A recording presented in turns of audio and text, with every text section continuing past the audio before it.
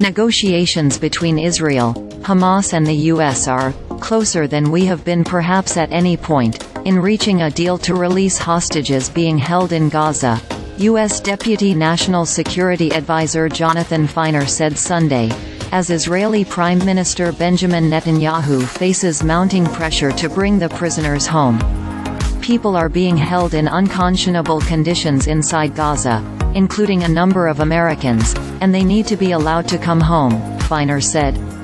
Until the deal is done and people actually start to move and depart, nothing has been finalized. Hamas militants took approximately 240 hostages when they attacked Israel on October 7, killing approximately 1,200 Israelis. Netanyahu has faced increased scrutiny and pressure to reach a deal to release the hostages, including from their family members, who marched with thousands of supporters from Tel Aviv to Jerusalem last week while criticizing Netanyahu and the Israeli government. Some of the hostages' family members have expressed concerns that Israeli extensive counterattacks could be endangering their family members, while the Israeli government has taken the position that the counteroffensive is putting necessary pressure on Hamas.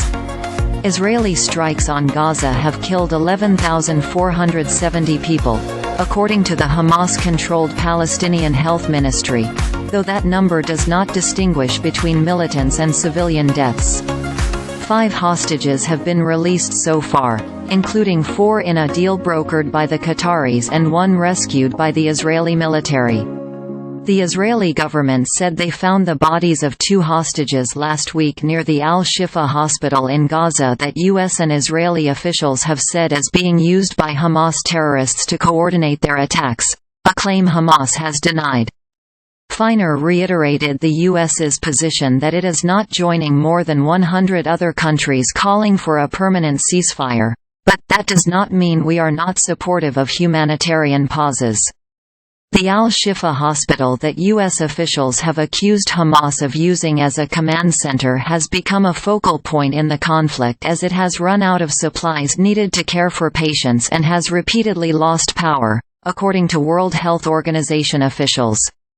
Hundreds of patients, staff and people who were taking shelter there have left the hospital in recent days as the World Health Organization has called for a full evacuation of the facility. The Israeli military raided the hospital Wednesday to search for Hamas fighters. Finer refused to say whether he believed Israel's conduct at the hospital constituted a violation of international law when NBC's Kristin Welker noted Sunday that the Qatari Prime Minister has described Israel's actions at the hospital as a crime.